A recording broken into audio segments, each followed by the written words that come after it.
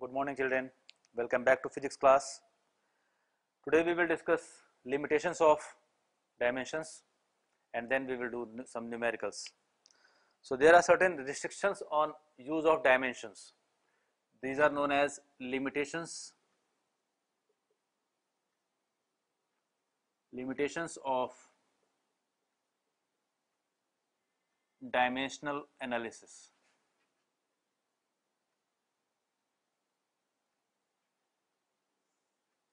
Limitations means drawbacks of dimensional analysis. The first limitation is that it fails to explain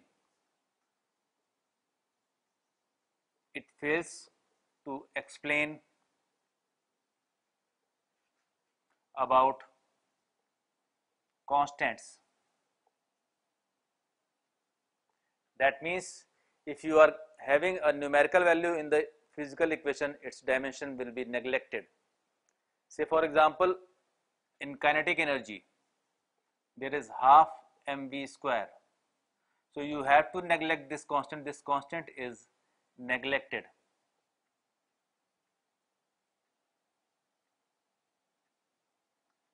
It fails to explain about constants. Second,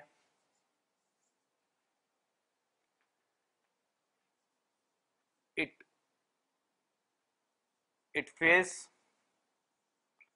to give the value of constant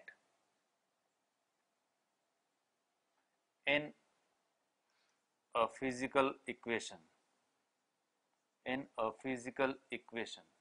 That is, if you are deriving a formula T is equals to K under root L by G, this is a constant. You cannot get this value.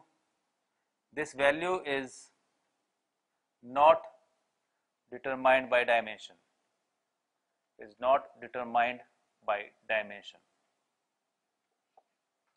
This is second failure. Third failure or drawback or limitation is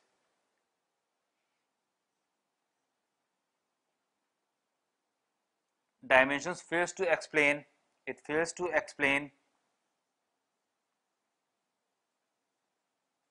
or derive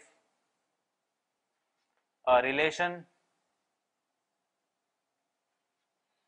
which depends on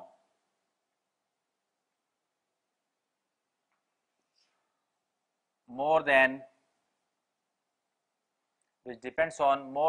three physical quantities.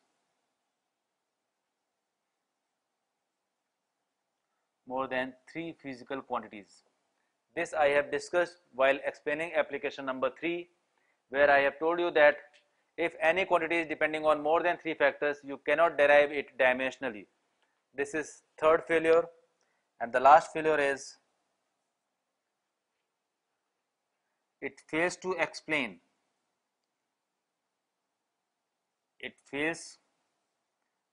explain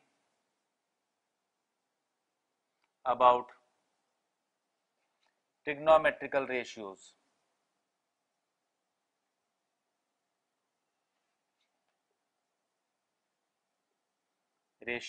Like sin theta, cos theta and so on.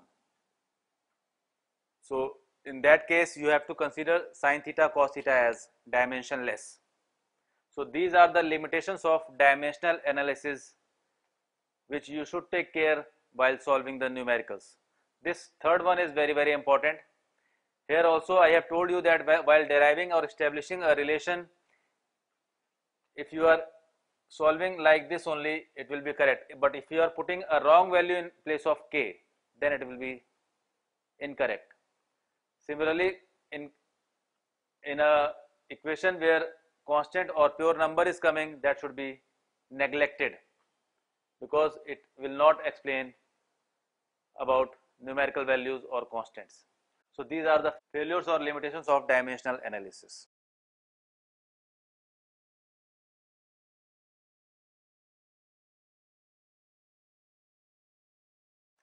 Now we will start with the numericals of the chapter. We have finished all the three applications and the limitations. So we need to do numericals now in order to clear the concept properly.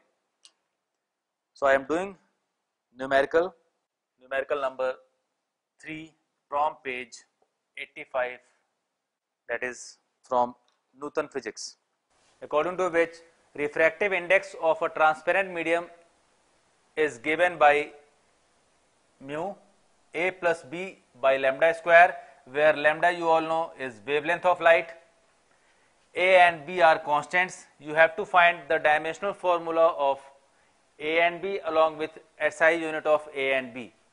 You need to find SI unit of a and b. So I am solving it. Here you all know that refractive index is dimensionless. Refractive index is dimensionless. How it will be represented? It is represented by m0, l0, t0. This is the dimension of refractive index. Now, as there are two terms, first term is a, second term is b by lambda square. As you all know, by principle of homogeneity,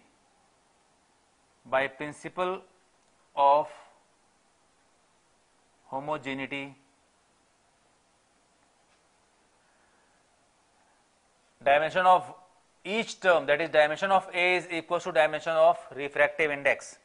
So dimension of a is equals to dimension of mu, but dimension of mu is m0, l0, t0. So a is also dimensionless.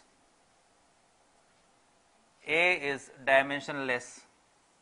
As it is dimensionless, it has no unit. This is for the A part. Now you have to find the dimension of B in this equation. Again, by principle of homogeneity, dimension of B by lambda square is equals to dimension of mu, and dimension of mu is m0, l0, t0, because it is dimensionless. But here you need to find dimension of B. Lambda is wavelength, that is a length or distance. So dimension m0, l0, t0.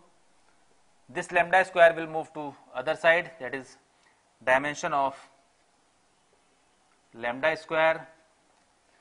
Lambda is wavelength, that is distance. So it will be m0, l0, t0 multiplied with l square. So the dimension of B is